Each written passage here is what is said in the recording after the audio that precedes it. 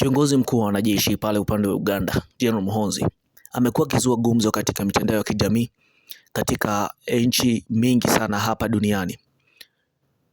Ni jambo ambalo limetuma mpaka nchi kama vile Marekani ikampatia onyo. Asipopunguza mambo ambayo yanaendelea pale katika nchi ya Uganda, wanaweza wakaipatia nchi ya Uganda a sanction, na ni kitu ambacho tunaweza sema ni punishment. Sasa mtazamaji wangu, iwapo Uganda wataendeleza mambo ambayo wanayofanya pale, miongoni mwa haya mambo ni kuweza kukuwa waki threaten the opposition leaders, kukuwa wakitumia nguvu za kijeshi na nguvu za nchi kwa njia mbaya, kuweza pia ni kuwa waki threaten the journalism community, na pia kuweza kuwa waki insult women. Ameweza ni kupewa onyo na nchi ya Marekani. Iwapo haya mambo yataendelea, wanaweza wakapatiwa a punishment. Sasa mtazamaji wangu, hii punishment ni mambo mengi sana ambayo yanaweza yakatuma Uganda ikakosa kuwa ikipokea benefits ambazo hizi nchi ambazo ziko katika mstari wa mbele kuwa kiangazia hapa East Africa na Africa, inaweza ikasitisha mipango yake. Sasa hizi operesheni zinaweza zikatuma Uganda pamoja na nchi zingine ambazo zinaendeleza mambo kama haya ambayo yanaendelea pale Uganda, zikaacha kupokea usaidizi ambao ni muhimu sana, na ni usaidizi pekee ambayo inaweza zikapata kutoka kwa zile nchi. Hii ni Expertise 24/7. Ripoti ambazo tunakufahamisha hapa ni ripoti ambazo zinaendelea kila mahali katika mitandao ya kijamii, na ripoti ambazo ni muhimu sana kwa wewe mtazamaji kuwa ukipata ukifahamu. Inakuchukua muda wa sekunde moja peke yake.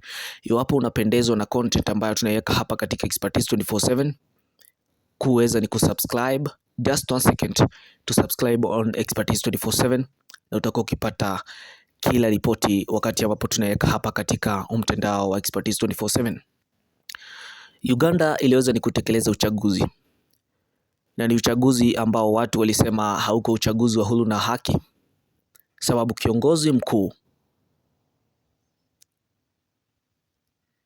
ambaye ndiye kiongozi wa upinzani Bobi Wine hakuweza kupewa lile tunaweza sema ni freedom ya kuweza ni kuparticipate vile inafaa.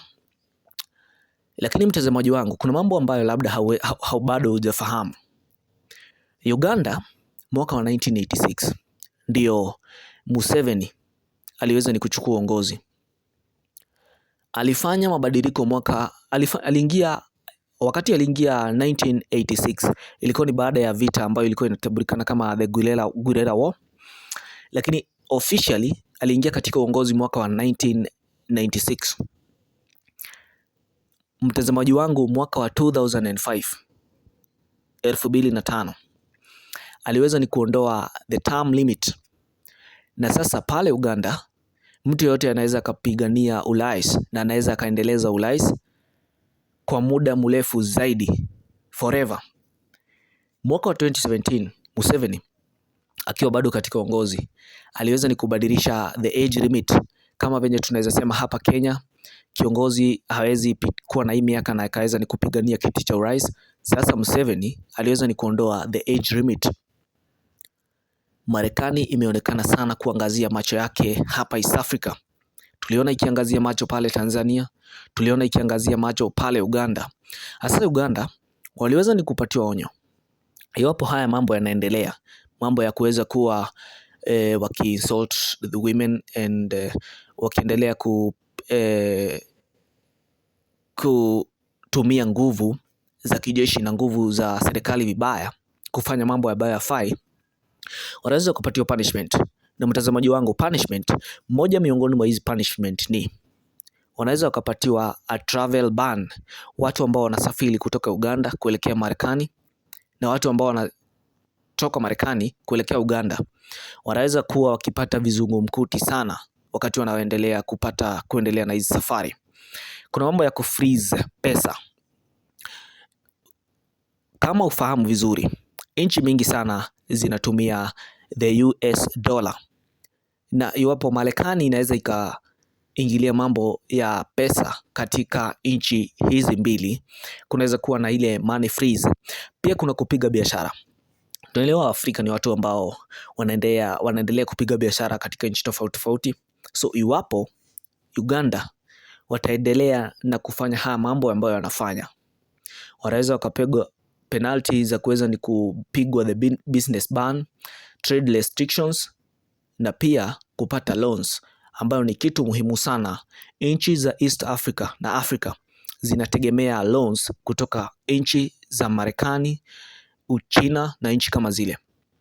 Sasa mtazamaji wangu, kuna jambo ambalo nimeona likiendelea katika mitandao, na watu wanasema iwapo kama Museveni ameongoza nchi ya Uganda for more than 40 years. That is a lot of time. Nimeona watu wakisema Museveni is preparing Bobi Wine to become the next president of Uganda, na watu wamepinga hili jambo sana, na ukiangalia vizuri hili ni jambo ambalo linaweza likafanyika. Mwanzo mambo ambayo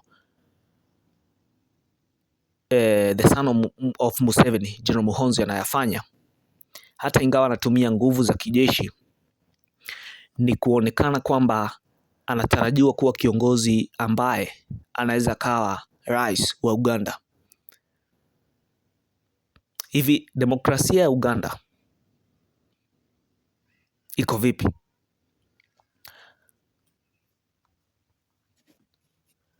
Kuna restriction mingi sana ambazo ziliweza ni kuelekezwa pale Uganda, ikiwa hii ilikuwa tu ni onyo. Iwapo wataendelea kufanya haya mambo ya kuweza kuwa wakipinga mambo ya journalists ambao wanakava mambo za nchi na kuzipeleka pale international. Tuliona General Muhoozi akiweka comments ambazo zilikuwa na uzito sana pale katika mitandao ya kijamii, akimthreaten kiongozi wa upinzani Bobi Wine, na jambo ambalo lilikemewa sana mpaka na nchi za kigeni, nchi za tofauti tofauti, na serikali yenyewe ikakili kwamba jambo lenyewe lilifanyika, lakini ikakili kwamba lilifanyika kimakosa na litaangaziwa. Iwapo Uganda wataendelea kufanya mambo ambayo wanayofanya, mtazamaji wangu, hii ban iweze ni kuwekwa pale Uganda, ikuwe Uganda waweze wakapokea loans kutoka nchi ya Marekani, waweze ni kuwekewa zile trade restrictions, waweze ni kuwekewa hiyo business ban, waweze ni kuwekewa pia money freeze. Sioni nchi ikiendelea vizuri, sababu wakati hizi nchi ambazo zinasaidia sana na kusaidia mambo ya aid, kusaidia sana mambo mengi sana ambayo wanaleta usaidizi hapa katika nchi za East Africa, hilo ni jambo ambalo watu wengi wamelikemea. Sasa mtazamaji wangu, hebu nieleze na ulieleze hapo katika comment section. Unaona kama General Muhoozi anaendelea kuwa kiongozi wa Uganda miaka ijayo? Na iwapo atakuwa, mambo ambayo yanafanyika wakati huu akiwa kiongozi wa wanajeshi yataendelea kufanyika wakati huo, wakati atakuwa na nguvu zaidi kuliko wakati huu? Tumekuwa tukiona General Muhoozi amekuwa much popular even than his father ambaye amekuwa the president, because he have been doing things ambazo they are very weird, some of them. Tuliona akielekea pale katika ni mambo ambayo video ambazo zilikuwa zinasambaa katika mitandao ya kijamii, akielekea pale kwa Bobi Wine na akaweza ni kumteka nyara bibi yake. Ni jambo ambazo zilikemewa sana katika mitandao ya kijamii, na ni General Muhoozi mwenyewe alionekana hakuwa naogopa kitu chochote mwanzo. Kulingana na yeye, ndio kiongozi wa wanajeshi, babake ndiye rais. Sioni kama kuna jambo ambalo labda lingemtendekea. Asante sana kwa kuendelea kutazama hapa katika Expertise 24/7. Inakuchukua muda wa sekunde moja kuweza ni kusubscribe iwapo unapendezwa na content ambayo tunaifanya. Iwapo Uganda wataendelea kufanya haya mambo, macho ya Marekani inatazama, na macho ya Marekani ikitazama, ICC inatazama, na dunia zikianza kutazama mambo ambayo yanaendelea, hii itakuwa ni jambo la kustua zaidi. Asante sana kwa muda wako. Mungu akulinde.